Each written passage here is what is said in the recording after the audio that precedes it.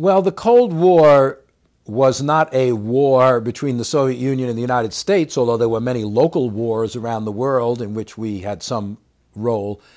But nonetheless, it was a time, as in other wars, of fear, anxiety, and again, a governmental desire to mobilize people and to suppress difference of opinion.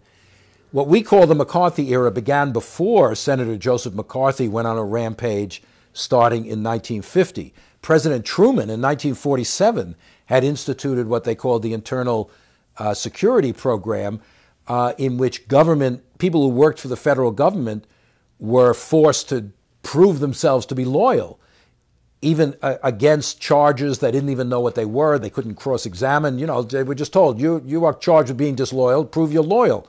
It's rather difficult to defend yourself against charges like that.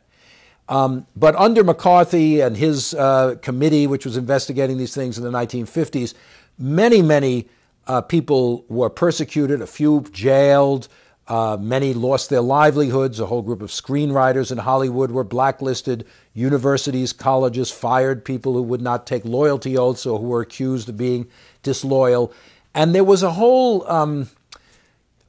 atmosphere of fear and lack of dissent. And, it's not that people were all persecuted. It's just that the people began to be wary of expressing unorthodox opinions critical of the government, because so many were being persecuted for views which were deemed to be unorthodox or unpatriotic. The House of Representatives at that time had a committee called the House Committee on Un-American Activities, investigating what it called un-American, mostly people communist, accused of being communist, sympathetic to communist, or in favor of things that communists were also in favor of: civil rights, national health insurance, public housing, things like that.